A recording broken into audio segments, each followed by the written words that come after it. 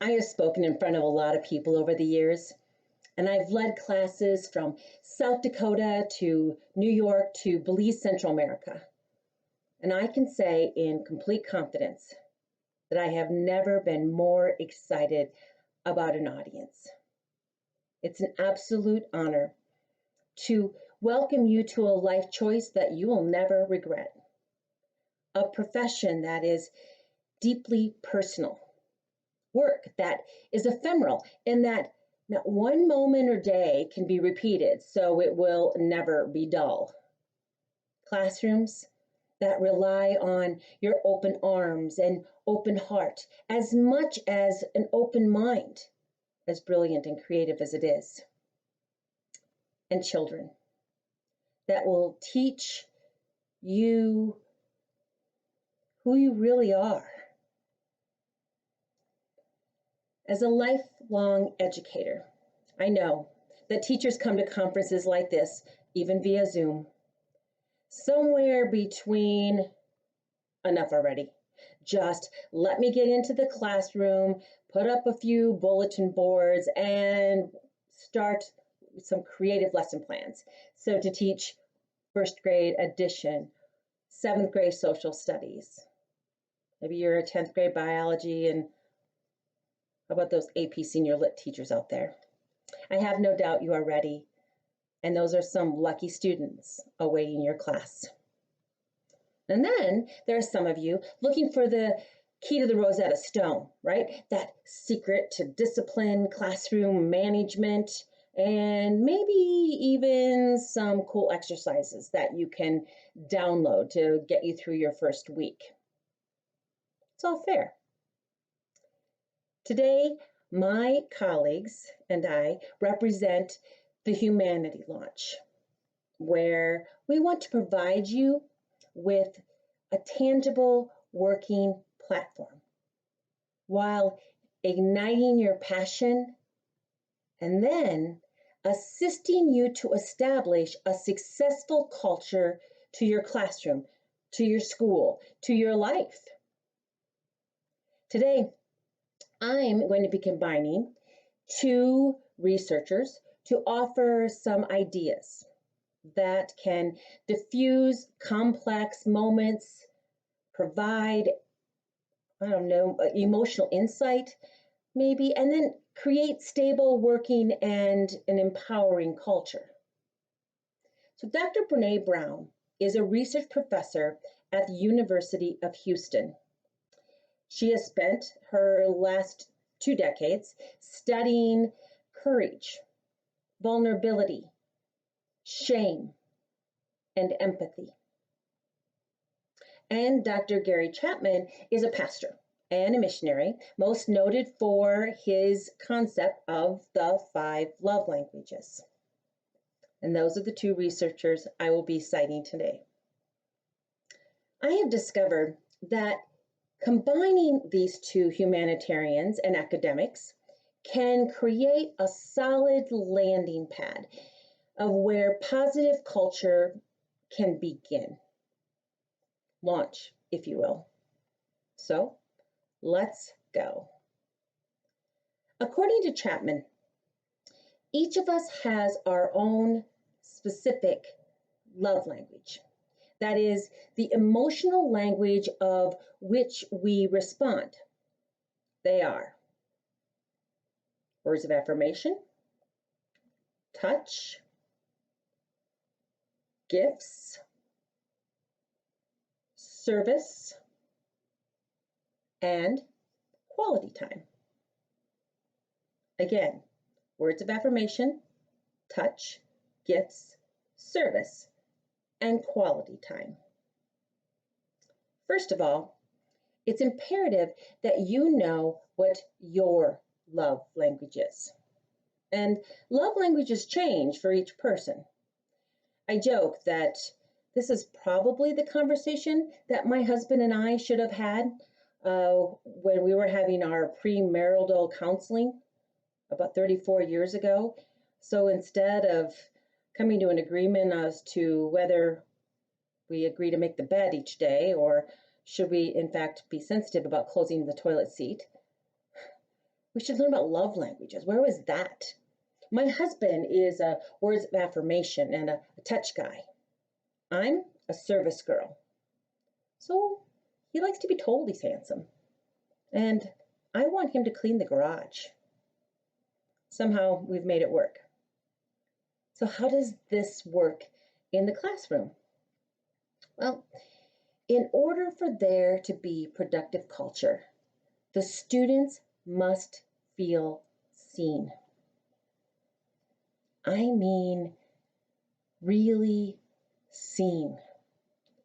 Recognizing a student's love language helps them to lean into their vulnerability, and it allows you to expedite and solidify trust. So let's talk a little bit about vulnerability. As adults, when we're establishing relationships, we tend to gravitate to those who are being transparent with us, right? But being transparent and vulnerable are typically the last things that we want to show somebody new. We fear that people might discover our insecurities, our past failures, previous lack of judgment, of not knowing everything we're supposed to know because we got a degree, so that means that all the answers are supposed to be within us. But what if I don't have all the answers? And then who do I ask when I need to have the answers and who is that person so they don't judge me because of my inability to my imperfections? Is that chaos in somebody's head seem familiar to anybody? Anyone? I know that I have felt like this on numerous occasions, that if I show my vulnerability, I may be considered less than worthy, less than prepared to lead. But the truth is, according to Brown's research, that vulnerability is the birthplace of joy, creativity, longing, love, and leadership. So as long as you enter the arena of academia armored up with your ability to show vulnerability, it will result, in fact, of a creating, a stimulating, engaging, and a safe space for your students. All right, so now let's circle back to that whole love language thing. Knowing what your love language is helpful when navigating colleagues and even administration. So, if your love language is touch, find that friend in the building that gives a great hug. Trust me, once this pandemic lifts, easy for me to say, huggers will be easy to find. And then there's going to be days when you really need one. If your love language is gifts, well, that means you like to give gifts too.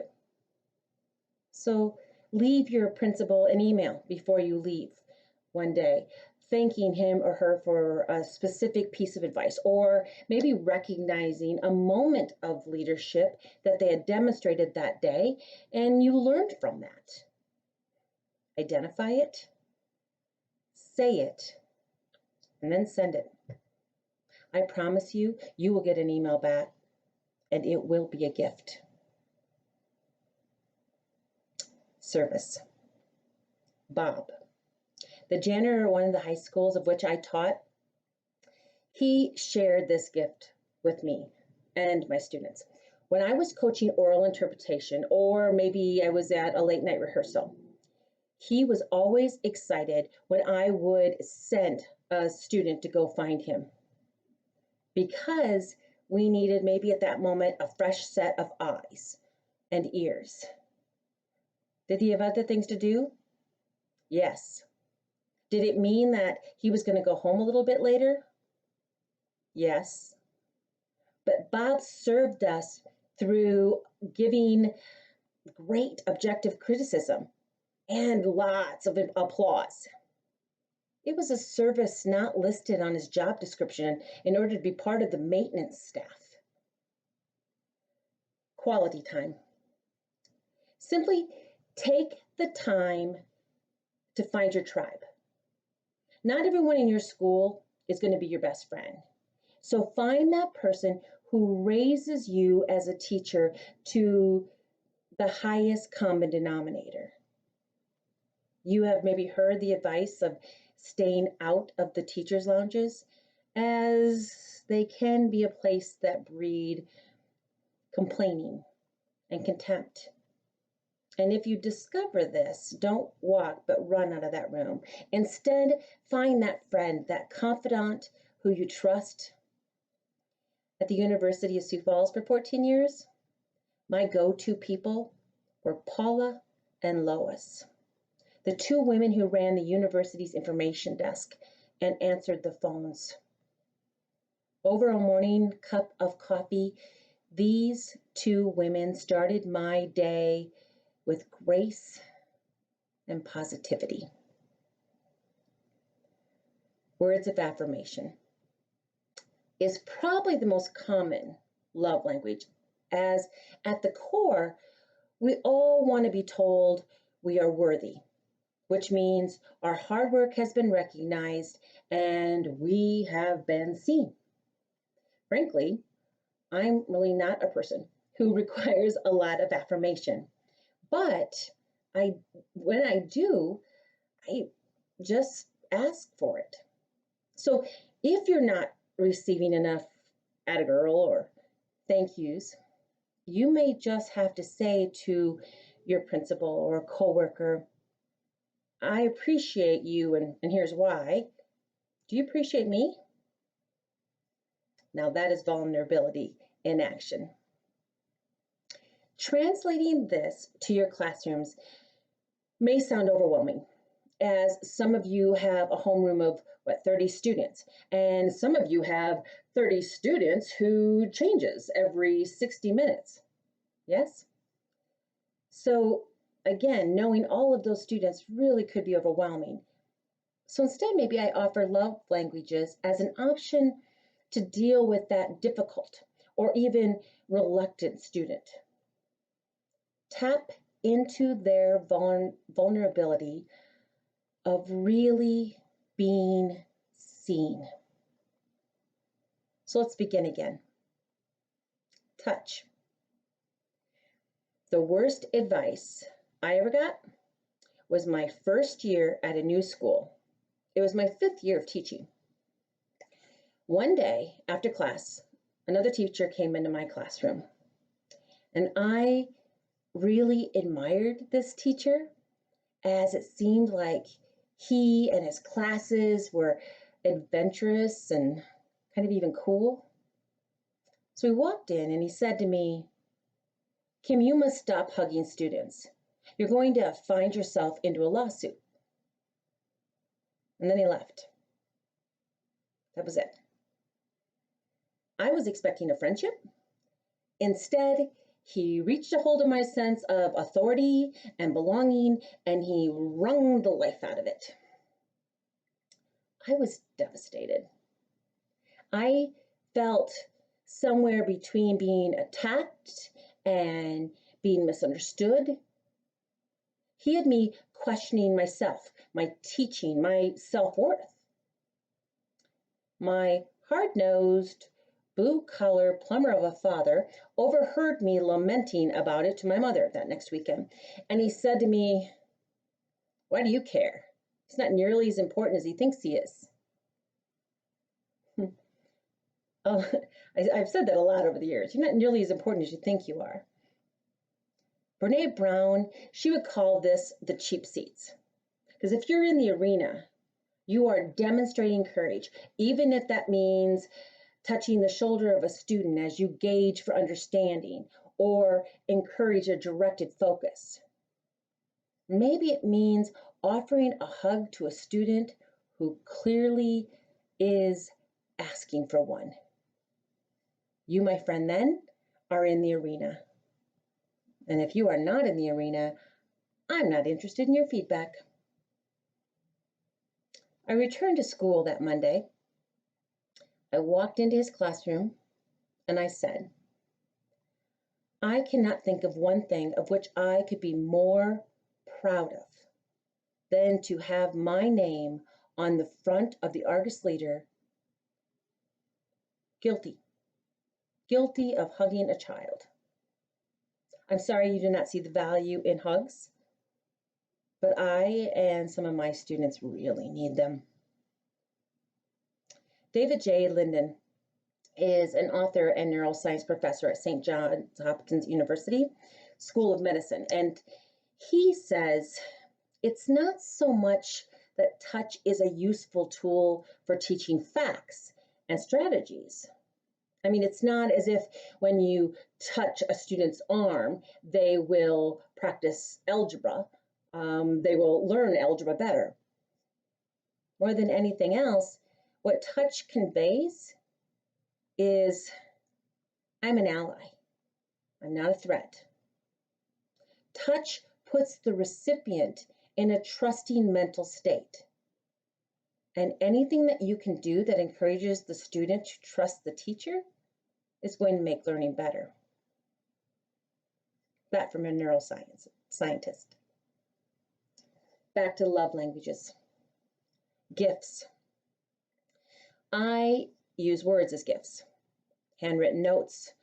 Even a sentence left on a student's desk, it can be a game changer. 5 years ago, I was in an 8th grade class and I observed one boy who was clearly creating anything but a positive working culture in that classroom. When school was dismissed, I handed him a note that simply read, Cameron, you are a skilled communicator as you talk a lot. I believe you have what it takes to be a leader in this classroom.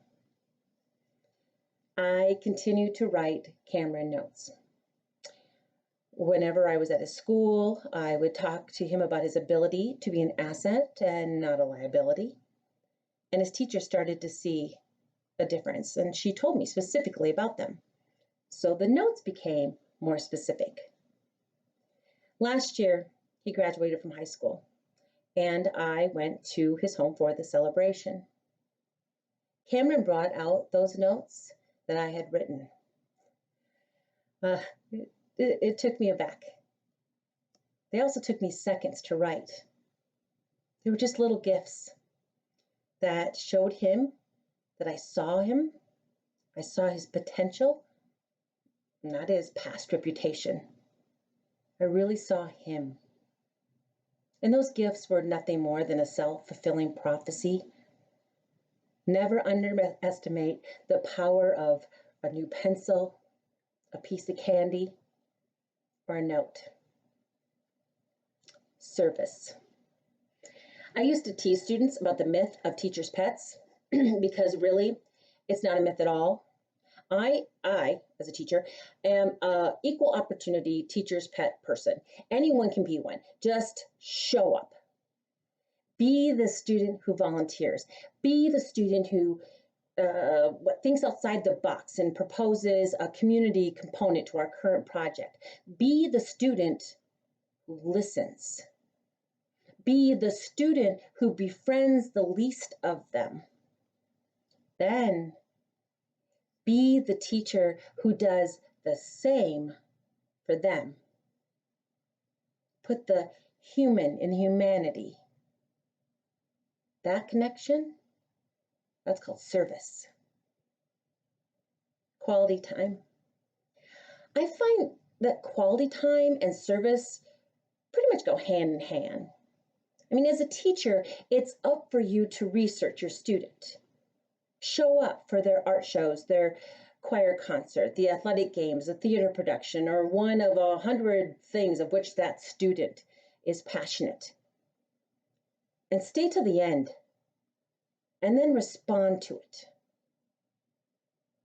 Maybe that student doesn't do anything inside the school walls other than class. Then stop by their work. Ask them to recommend to you a new book or introduce you to a new musical artist. And elementary school teachers, this is why you are so loved so blatantly by your students. Because students equate time which is high in quality with acceptance, growth, and love. Words of affirmation.